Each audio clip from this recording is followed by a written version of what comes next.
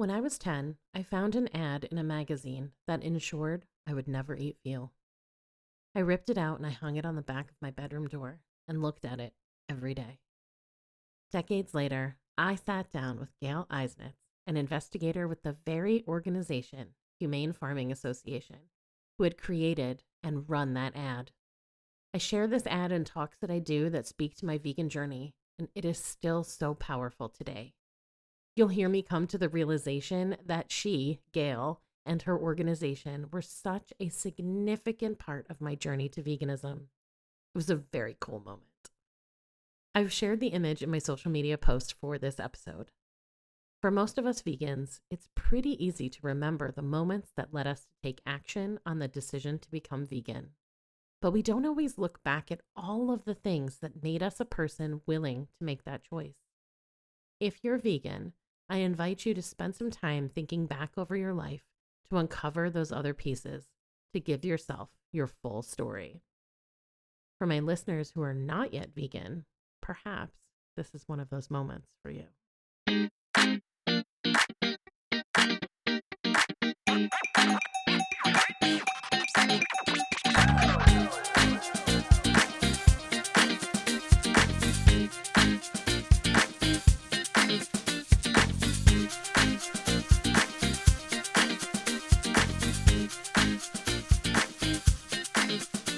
Hello, friends, and welcome to episode 138 of Did You Bring the Hummus podcast. I'm Kimberly, your host, and I am super excited to be here with you today. Did You Bring the Hummus is a podcast for all things vegan. Before we get started, I have one very important question for you. Did you bring the hummus? Today, I am joined by author and investigator Gail Eisnitz.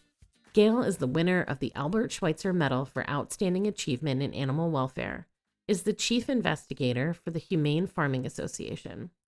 Her work has resulted in exposés by ABC's Good Morning America, PrimeTime Live, and Dateline NBC. And her interviews have been heard on more than 1,600 radio stations. Her work has also been featured in such newspapers as the New York Times, Miami Herald, Detroit Free Press, Texas Monthly, Denver Business Journal, Los Angeles Times, the Washington Post, San Francisco Chronicle, and U.S. News and World Report. I usually wouldn't list out so many things, but my goodness, Gail is impressive on all levels.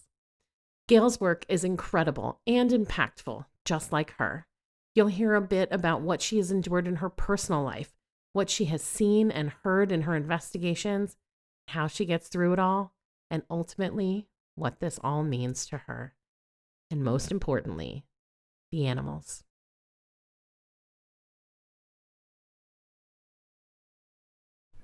Hi, Gail. Welcome. I'm so excited to chat with you tonight. Oh, thanks, Kimberly. I'm so happy to be with you. This is going to be good and hard and powerful and really important. Yeah. I hope so. So as we always start here, did you bring the hummus? Share with me your vegan journey. Well, it's very simple. It's once I became an investigator into animal cruelty issues, the more I learned about different animals, the more I stopped eating them. So it's quite simple. I learned about cattle, I stopped eating beef. I learned about pigs, I stopped eating pork. It was like that. So that's how it happened. Chickens, same thing, eggs, dairy. Yeah. So it's just a matter of my investigations. When I learned what was going on, I didn't want to support it any longer. Yeah. And so you started as an investigator while you were still consuming the animals whose cruelty and against them you were investigating. Well, I mean, as soon as I investigated, I stopped eating. Mm-hmm.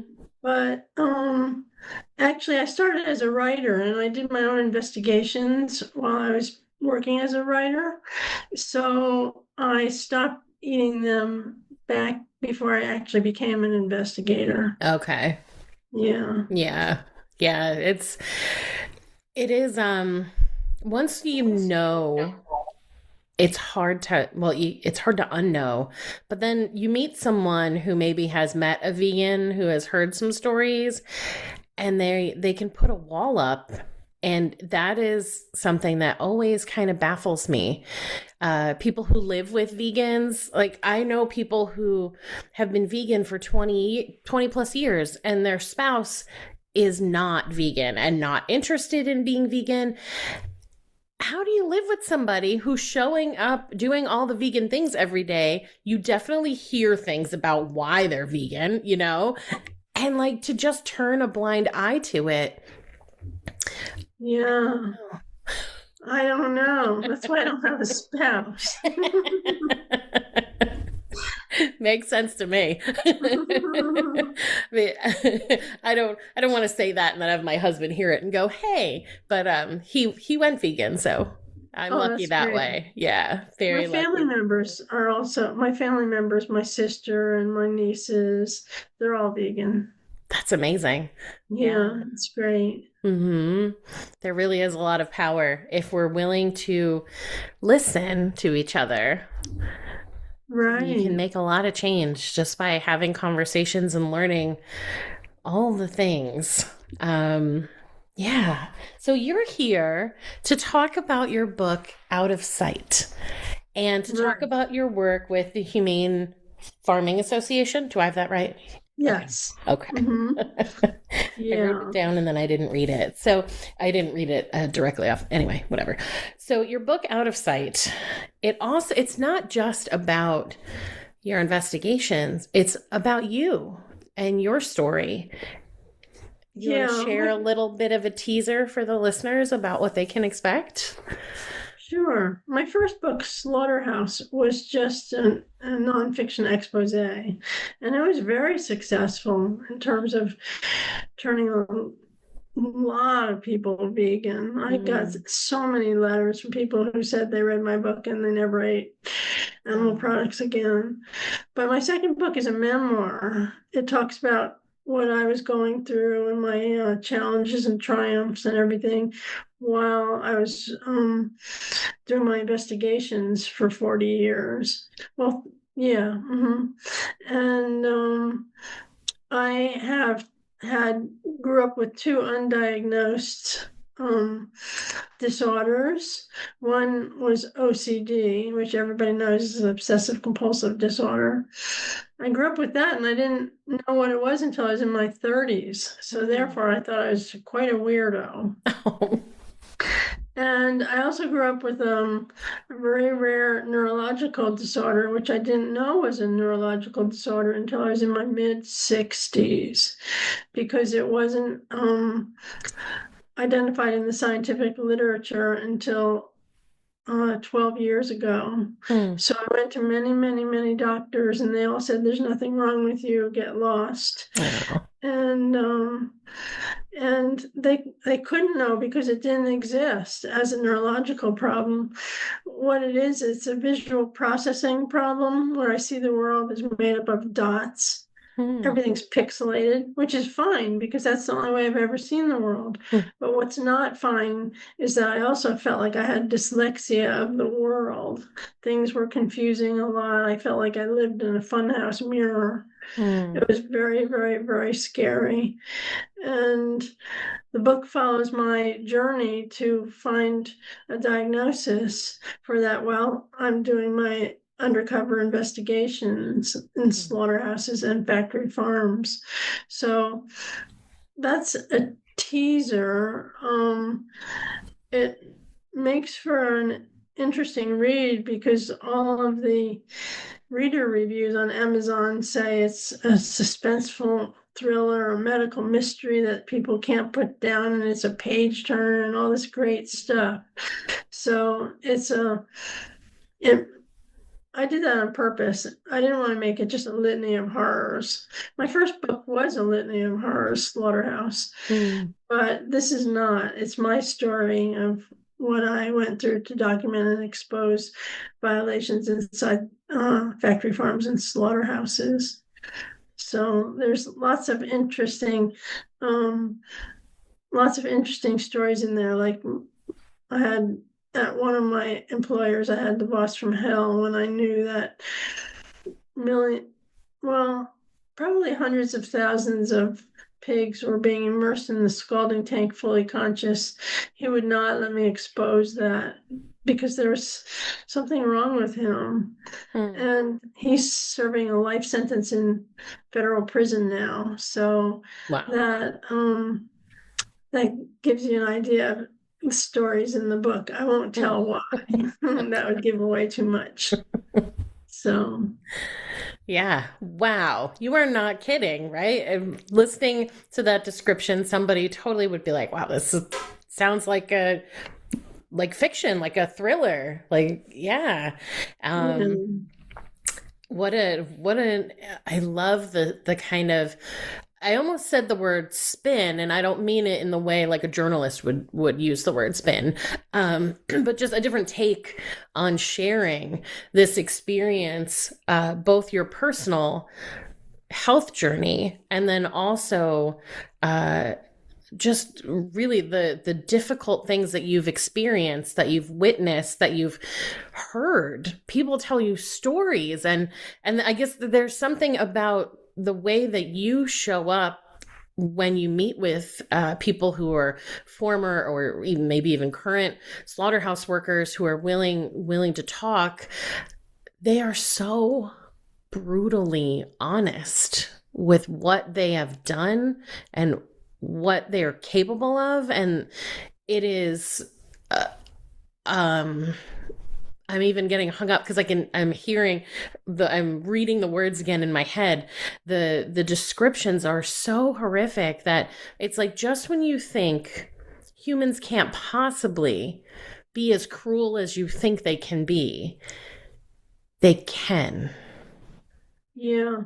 But these workers were happy to get this information off their chests. It's like the floodgates opened, and then they told me what their managers were requiring them to do to keep the production line speed going. And they didn't only tell me this stuff and let me record it, they signed affidavits swearing to the truthfulness of what they were telling me.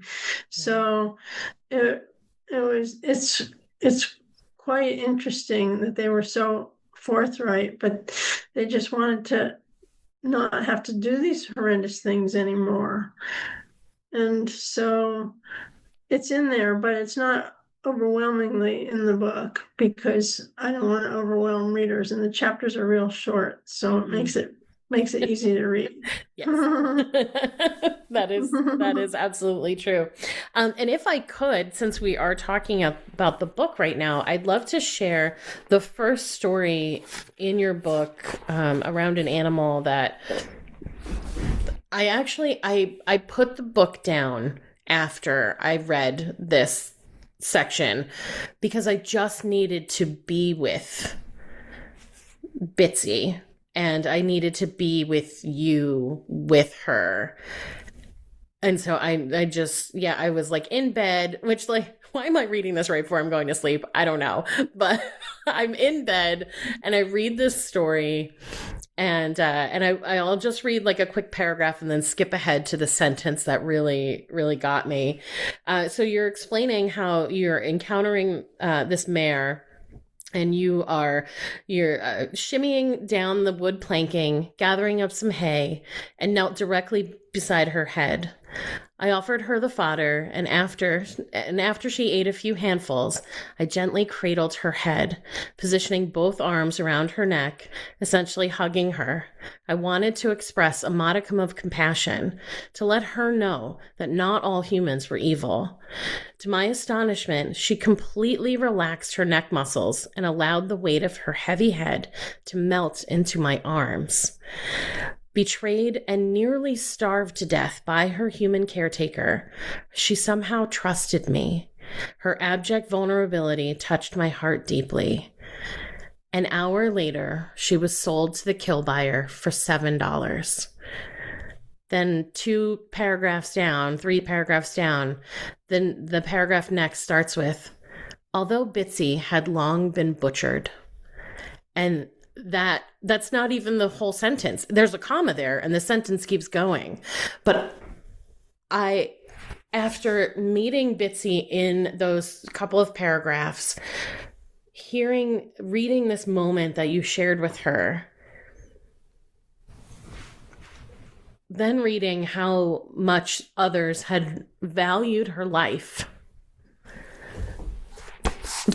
just the clear description of what happened next, using the word butchered, it's just so honest in a way that I think we don't, and we as vegans talk about things like this all the time, but in general, in the world, I don't think we feel the weight of that word butcher on a daily basis. And it just, I put the book down and I just was there with you and with Bitsy with tears in my eyes and was just so very moved by it. I'm touched that you felt that way. Thank you. Yeah. I tried to bring the animals to life in the book, and in the ending, I talk about the fact that I brought many of them to life, but the book is really dedicated to the 82 billion other animals that we slaughter each year in the world. Yeah. So, yeah. But Bitsy, she made a strong impact because she was responsible for the founding of the Equine Rescue League in Virginia, because that photo of her that I shot ended up in the newspaper, and everybody came together and started a horse sanctuary in horse country in Virginia because of Bitsy. So Bitsy's picture hangs over the entranceway to Equine Rescue League now, even though she was starving and sold for only $7. Yeah. I love that that you were able to have this beautiful thing come out of that photo, that moment with her. I'm so glad for those other horses who do get to live as Bitsy should have. Right, exactly. Yeah, thank you. Yeah, you're welcome. Thank you for writing this book. And oh my goodness, the work that you have done over the last 40 plus years, right? You've been so engaged and doing this hard work. Like, how have you kept yourself going after seeing the animals themselves suffering, hearing, like we were just talking about, the stories from the people who have been actively engaged in it? Like, how do you protect yourself and keep going every day? Well, it's just a matter of putting one foot in front of the other and doing what you know you have to do. It's like when you know that cattle are being skinned alive and dismembered alive, and hogs are being immersed in the scalding tank fully conscious, because this is what the workers are telling me, and this is what videotape I've gotten has shown. You don't have a choice. There's no choice. I mean, maybe somebody else would have a choice, but I didn't see that I had a choice. I just had to keep going, which was fine. But in the context of not being able to process things visually, it was quite challenging. Yeah, I mean, that made it so much harder. But at a point, I thought, when I was trying to get to the bottom of my visual processing problem, I thought, maybe I just didn't want to see. Maybe that was what the problem was, but it wasn't. It wasn't that. It ended up being a neurological problem. But you just do the next right thing. That's all. And I'm a very optimistic person. I just keep chugging along, hoping that things are going to change. And I hoped that the networks were going to air my videotape, and they didn't. And I hoped that the prosecutors were going to prosecute the abusers, and they didn't. But I did get some major successes, like the Washington Post ran a front page story on my findings, and Congress reacted and said, "This is barbaric. We've got to fund the Humane Methods of Slaughter Act," which had been on the books for 43 years and had been zero budgeted, meaning there had been no funds allocated to enforce it, which is ridiculous, because what's the point of having a law on the books if there's no money to enforce it? Yeah. So that was great. And while the networks let me down, ABC, NBC, and CBS went out in the field with me and worked with me for months. And when push came to shove, they said it was the storyline was too disturbing and they couldn't air it because people would change the channel. HBO came through for us in a case in Ohio where a hog producer was taking old sows who could no longer walk anymore and kicking them and hot-shotting them down the barn alleyway to a 4-foot ledge, which they were dumped over onto the freezing cold ground. And then they were fastening a chain around their necks and putting the other end of the chain attached to a forklift and lifting the fork. And the sows who had spent their lives in gestation crates, never able to turn around, pumping out litters of piglets, hung there for 5 minutes, struggling, thrashing, and ultimately dying under the weight of their own bodies. And we got videotape of that. And HBO did a fantastic documentary, an 1.5 hour long documentary, which aired scores of times on HBO. So that kind of stuff buoys my spirit, because that gave people a window into what goes on behind the closed doors of factory farms. So, like I said, I'm a pretty optimistic person, and I always think it's going to work. It's going to work. And a lot of times it doesn't, but sometimes it does. And when it does, it pushes the needle just a little bit further and helps make people aware of what's going on out there. Yeah. It is so disappointing that the major, news networks wouldn't share it, because I mean, I know it's not standard, of course, that they're showing a certain level of cruelty even towards humans on a regular basis, but there have always been stories where, they want to be the one breaking the news, and they will warn the viewers, what we're about to share is very disturbing, and, maybe if you're very sensitive to this or that, or if there are children in the room, you might want to, get them out of the room, or whatever it is. Like, they have a way to approach that, and to think that, like, what is it? Is it because, many of us grow up eating animals? It's a huge part of our lives. All the traditions, lots of traditions are focused around it. Family time is focused around food, and it's so horrific that it's like, how could all of these happy times in my life and my favorite things to eat be connected to that? And it's too hard to make that connection. I don't know. Is it truly just ratings? I think that people are invested in eating their animal products. And I mean, you see stabbings and shootings and starvation on the news. Yeah. But they won't show animal abuse.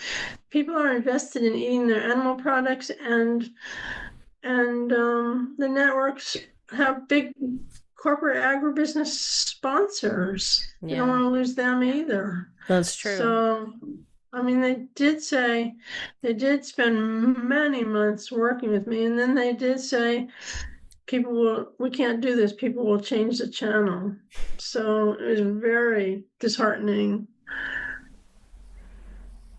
And at the same time, I was fighting my former employer to get this stuff out there, and that crazy boss was preventing me from doing so. And at the same time, when I was 35, I said, I'm so stressed out. These hogs are being boiled alive. Nobody's doing anything about it. I'm doing everything I possibly can. I'm so stressed out. It'll be amazing if I don't get breast cancer. And at 35, I got breast cancer. Oh my gosh. So it's all in the book. Yeah.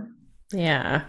Oh, geez. It's like you're showing up and you're doing this incredible work and trying to make such a significant impact on the world.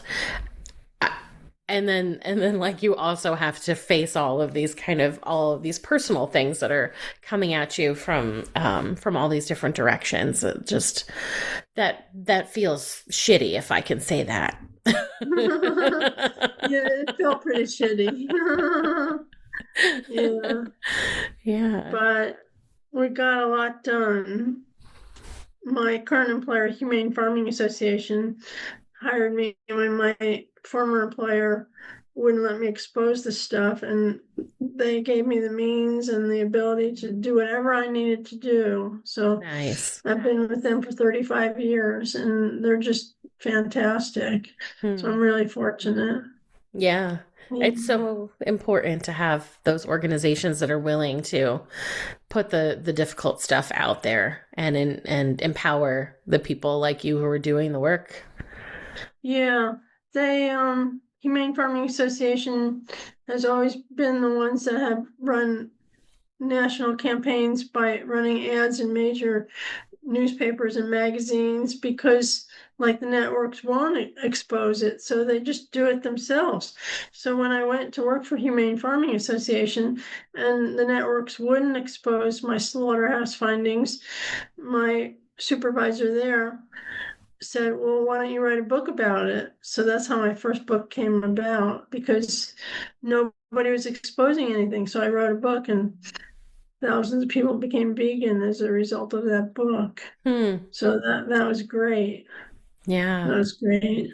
You know, as you were talking about Humane Farming Association, I wonder, and I definitely have a photo of it somewhere. I'm going to look.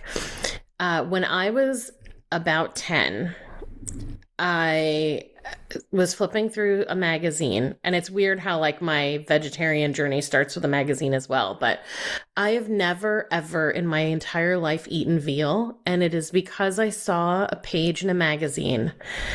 It was a calf in a box, and the title on the page said he only has 3 feet. And then there's a description about what they mean by that is the box and how I think it was 2 feet. Oh, 2 feet. Yeah. Yeah. Because they only have 2 feet. Right. I think. Yeah. Yeah. So I think I'm gonna find it, but I think that it is Humane Farming Association. Huh. Yeah, it would be, but I could be wrong. Maybe it did say 3 feet. I'm not sure. That campaign was so successful. We've seen a drop of veal production, an 89% drop in veal production because of that campampign. Wow. So that's like really great. Yeah. Yeah. Well, it worked on me. I mean, I didn't go vegetarian or vegan then, but it was definitely one of those moments, you know, you look back in your life and you're like, oh, okay, this like, I'm here, I'm vegan now. And like, I know this is my path, but now I can see all the different moments where it was building. And that was definitely one of them. It stuck with me. I tore that page out, put it on the back of my bedroom door, and tried to tell everybody I could about it. Oh, good. Yeah. That's so good. It's a little activist even as a kid. A 10-year-old. That's great. Yeah. Yeah, that campaign is still in progress, and it's been amazingly successful. Yeah. I love that. Yeah. Oh, you go ahead. Oh, go ahead. No, go ahead. But calves don't have it so good, male calves. I mean, they're not being produced for veal anymore that much, but dairy calves, male dairy calves are useless for milk production. So they get auctioned for bob veal, which means that they're killed within 1 to 30 days of age for hot dogs and lunch meat, or milk-fed veal. It's still out there. It's just only 11% of what it used to be. They're shipped long distances to calf ranches to be raised for cheap hamburger. They're sold for rendering to be turned into tallow or grease or animal feed. Or they're, what we found in our investigations, they are just abandoned to starve to death on the farm, be shot, be beaten to death, which the workers had a nickname for. They called it head bashing, or they were buried alive by the producer. So male calves in the dairy industry don't have it so good. No, they don't. Oof. I gave a talk last night to a local environmental organization, and they wanted it to be about how being vegan is helpful to the environment. And it went great. It was really nice. People had tons of questions, and it's so interesting. One of the attendees afterwards, she wanted me to know that when she grew up on a farm out in the middle of the country, that they didn't kill the animals, that their dairy farm, everybody got to grow old. And she did actually use the phrase, put out to pasture, because that meant that they got to live the rest of their lives being old and loved. And wow. Yeah. And so I thought, like, I hope that's true, and not just that she was a child then and like that was what she wanted to believe based on what her family told her. But it was she had a very hard time reconciling that is not where what she's eating now is coming from, or who she's eating now is coming from. And it's so interesting to watch that percolate in their minds, you know. Yeah. So that's a far cry from what's really happening. Yeah. I mean, dairy calves are sent to slaughter at 3 to 5 years of age because they burn out. They're spent, you know. So, and as most people know, sows spend their lives in gestation crates, which are only 2 feet wide, which is so pathetic. In fact, some of the gestation crates we documented were only 19 inches wide. These are 400 to 600 pound animals in 19-inch wide crates.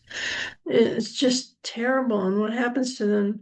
They get such severe arthritis and respiratory problems from living right over the waste pit, and arthritis from standing on concrete for their whole lives. They collapse and they have to be dragged from their crates, and sometimes they're not even rendered unconscious or killed. They're just left to die in dead piles with other old sows. It's just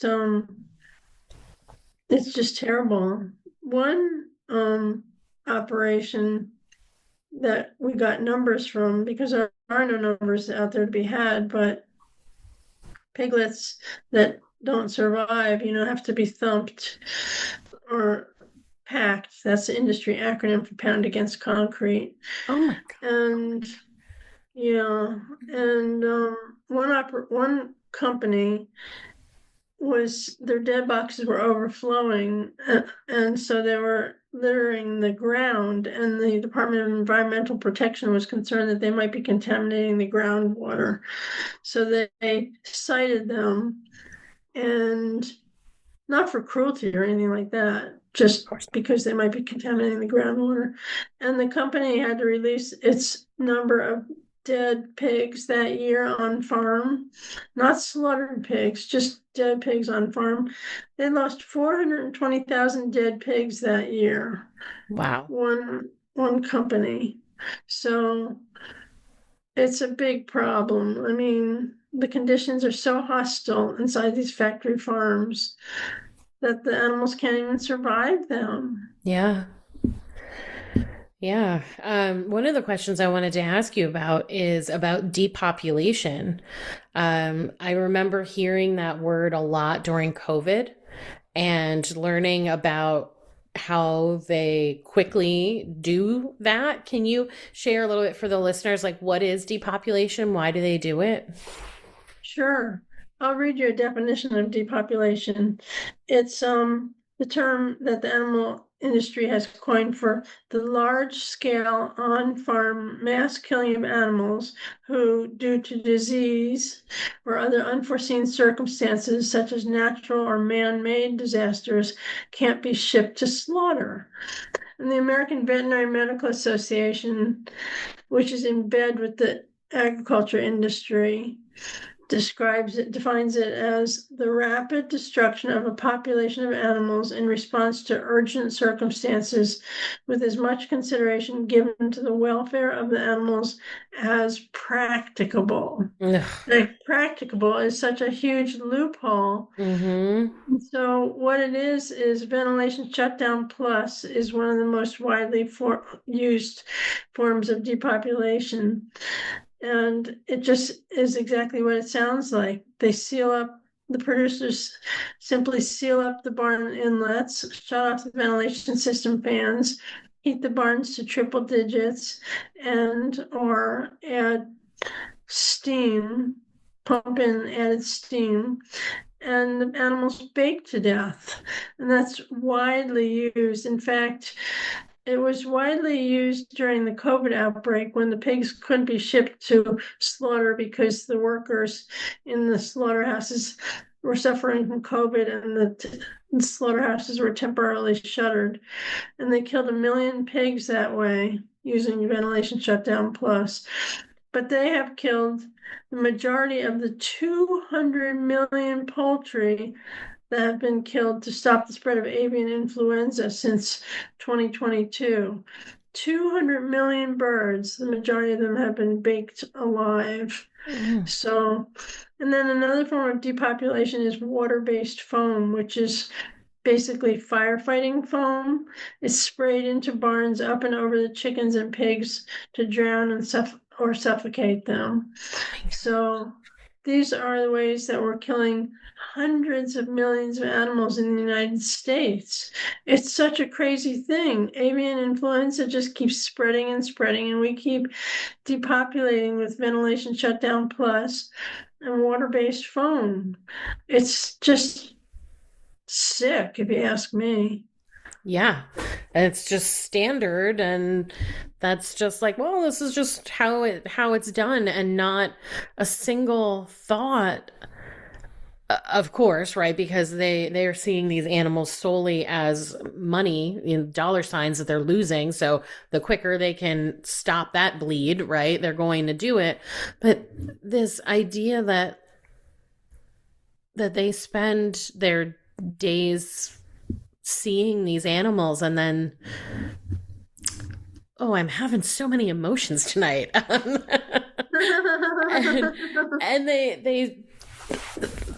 it's the entire industry is just full of cruelty, but just locking them essentially in a hot box and or drowning them in foam, and it's just like on to the next thing after they've done that.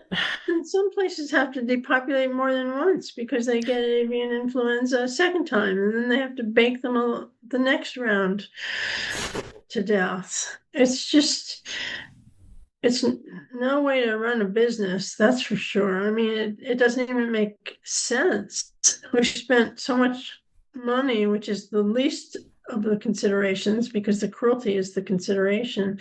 But we spend so much money, the government has spent so much money reimbursing these producers for animals that they've baked to death. It's just, it's not, it just doesn't work. Yeah. Yeah. Do you see a future where we can have a different system?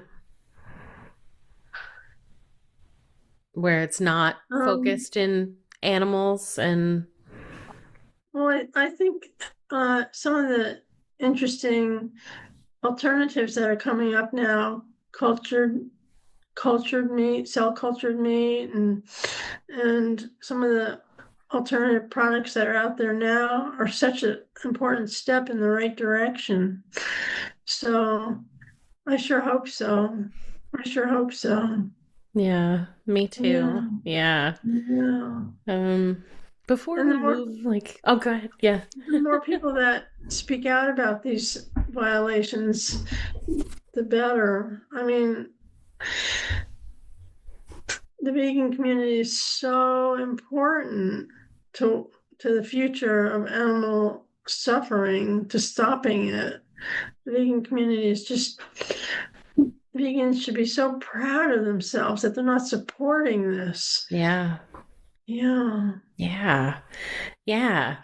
Yeah, we should be talking about that a lot more. I like to describe being vegan as the most beautiful decision I've ever made, because it really is. Yeah. It's such a relief to know that you're not supporting this insanity. Mm-hmm. Yeah. Yeah. Yeah. It feels, it's the most meaningful thing that I do, that I could do. Just kind of making, I make the joke, like anytime somebody finds out I'm vegan, or if I'm talking about my podcast, oh, you have a podcast? What's it about? Because they never expect it to be about veganism. And then I will say, like, it is essentially my entire personality, but it is because, one, it is like in every area of my life. Veganism touches every area of our lives, but I do it because I can't be part of a system that does that to these incredibly beautiful sentient beings who just want to live their own lives just like we do, and fully believe that they should be able to do that. Yeah. Right. No, that's so admirable. Yeah, people should be really proud of themselves. I mean, we do such weird things. I was just thinking, as far as beef cattle go, we raise them on feedlots for 6 months, and they can't be kept on feedlots any more than 6 months because we feed them such a high caloric diet of corn and soy, their livers would blow out. But half of them have heart problems, and many of them have congestive heart failure because they're so pushed beyond their limits, and they're fed. This is the part that gets me. None of this is in my book. So I'm just telling you stuff today that's interesting to me. Yeah. They're fed meal from chicken feathers, poultry litter, that means the excrement off the floor of poultry houses, dead pigs, and fish. I mean, do you really want to eat that? Right. So, yeah. Yeah. The other thing too that I wanted us to touch on as we cover all of the horrors that is the animal agriculture industry, production lines and the speeds, and that came up in the stories from those workers that you talked with, just the requirement for them to try to keep up, and what it means for the animals who are in that production line. You share a bit about that? Sure. Yeah. I mean, that was a big problem. They didn't have time to render the animals unconscious as is required by law. And the animals would go through the disassembly process still fully conscious and vocalizing and thrashing, and that's why they were so happy to talk to me, because they were sick and tired of doing that work. But yeah, in the last several decades, we've seen thousands of the nation's small to mid-sized slaughterhouses forced out of business by this handful of these large high-speed operations that have the capacity to kill more than 1 million animals per slaughterhouse. Well, And that means that you have fewer slaughterhouses killing an ever-growing number of animals, and the production line speeds have skyrocketed. I mean, one pig slaughterhouse I visited was killing 144,000 pigs a week, and they increased their line speed now to 35,000 pigs a day. So that, I mean, I like to say you couldn't disassemble 35,000 toasters in a day, no less kicking, squealing animals. yeah. But the bottom line is that the line speed for hogs was 1,106 hogs killed per line per hour, or one hog every 3 seconds. But that wasn't fast enough for the pork industry. So the last few administrations have been working, and the comment period is right now. The comments, I don't know, the industry is so powerful. I don't know how much effect the comments will have on it, but the industry is not only increasing the line speed for hogs, it's lifting it all together. There's going to be no cap. You can kill hogs as fast as you possibly can. And for poultry, which we kill almost 10 billion chickens each year in the United States, the line speed was 140 birds per minute. And that's being increased to 175 birds per minute, or 3 birds per second on in one slaughterhouse. So it's not like it's not like, I mean, that's the line speed in slaughterhouses now, is 175 birds per minute. But the bottom line is that 55 years ago, we killed 10 billion animals annually in the world. And here it is 55 years later, we kill 10 billion animals a year in the United States alone. So we've got to get more vegans out there, because we've got to stop this escalation. It's just crazy. And we export our consumptive waste to developing nations. And China has pig factory farms that are 26 stories tall. I mean, a factory farm that looks like an office building. And you just know what's going on inside there to the piglets and the sows. And it's unthinkable. Yeah. Yeah. God, like all because it's all because people just like a certain flavor for like 5 minutes 3 times a day.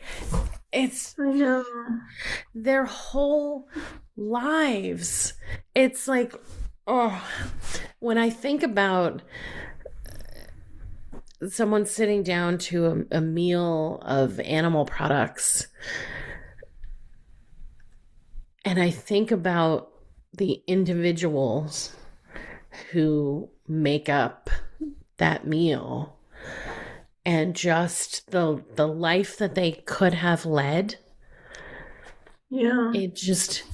It's so heartbreaking, and it really is so ridiculous that we have decided that we can take someone's life because we like how their body tastes. How disgusting does that sound when you say that out loud? It's kind of like ignorance is bliss, because I think a lot of people just don't know this stuff. That's why it's so great that you have your podcast, because a lot of people don't know. They don't know that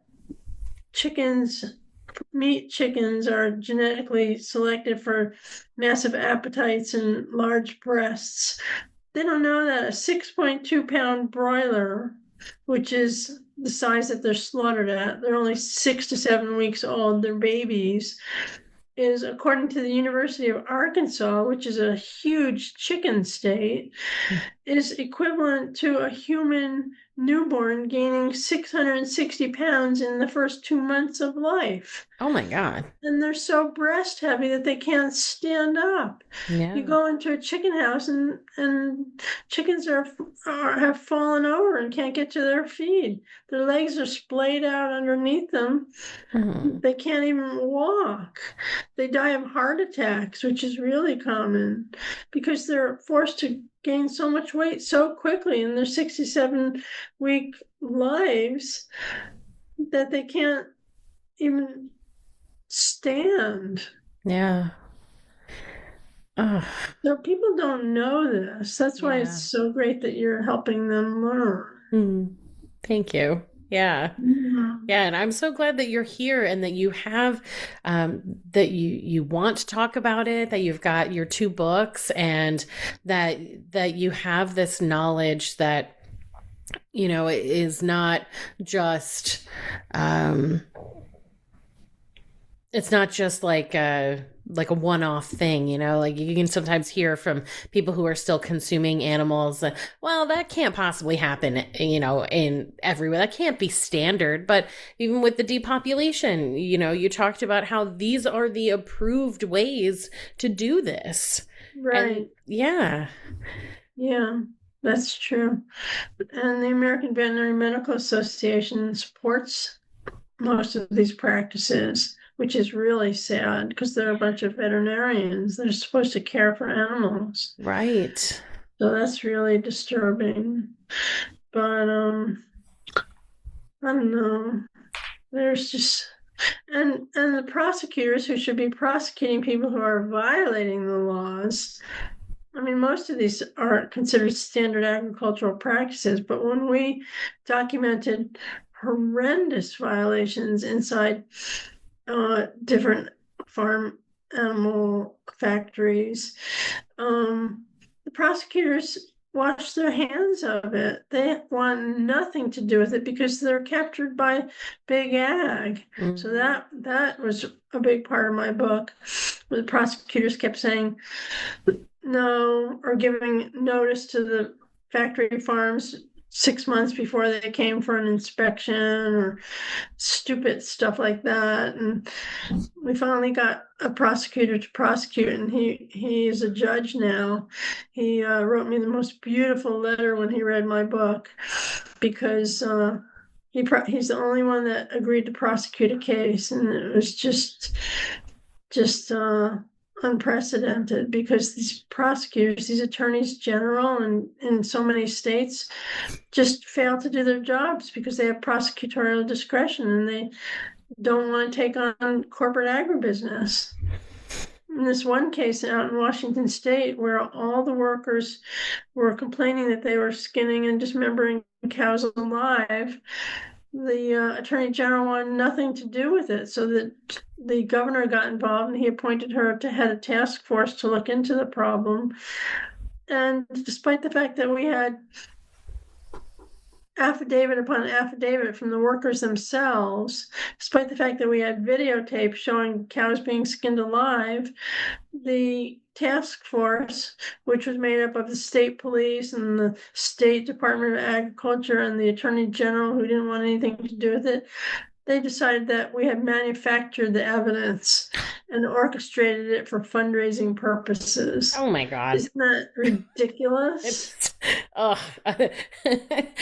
is an audio only podcast, but trust, my eyes rolled real hard. Yeah,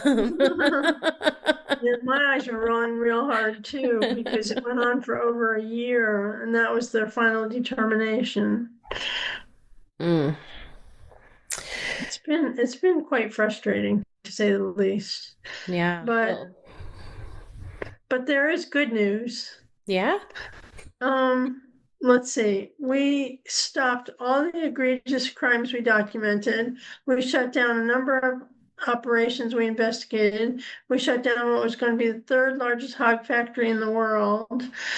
And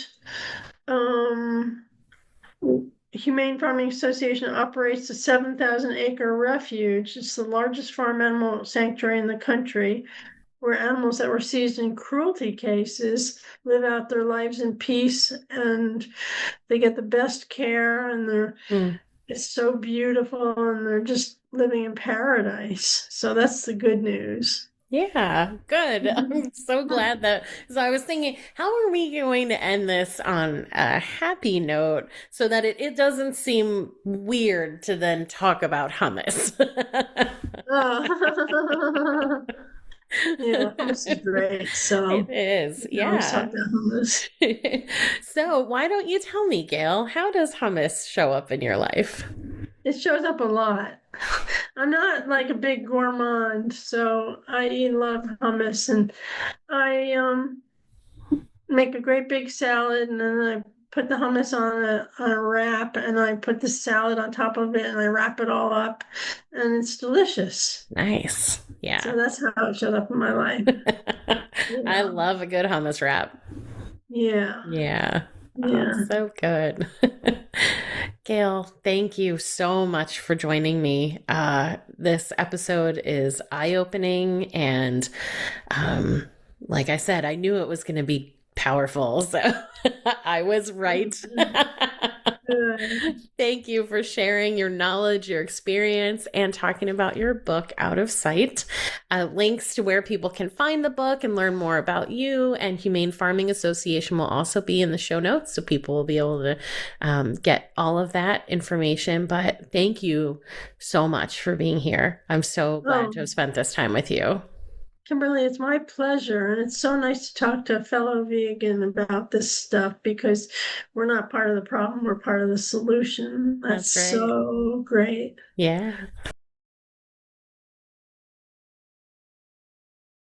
Welcome back. What a conversation. To learn more about the work Gail and the Humane Farming Association are doing, visit the HFA website at hfa.org. You can learn more about Gail's book, Out of Sight. There, you can purchase it at your local bookstore or on Amazon. You can follow the Humane Farming Association on Facebook as well, at the Humane Farming Association. As always, the links will be in the show notes, so you can click right in and get right there. I hope you found this episode helpful and inspiring. Please subscribe to the podcast so you never miss an episode. And if you're loving it, please give Did You Bring the Hummus a 5-star rating and leave a review. It's an easy way to keep supporting the show. Be sure to share these episodes with your friends. If you're finding something good here, they will too. Follow me on Facebook and Instagram at Did You Bring the Hummus, and visit my website, didyouBringTheHummus.com, for more information about me, updates on what I'm working on, new podcast episodes, and all things vegan. Tune in next time for my interview with Coach Amy Brink-Peterson. Thanks for listening.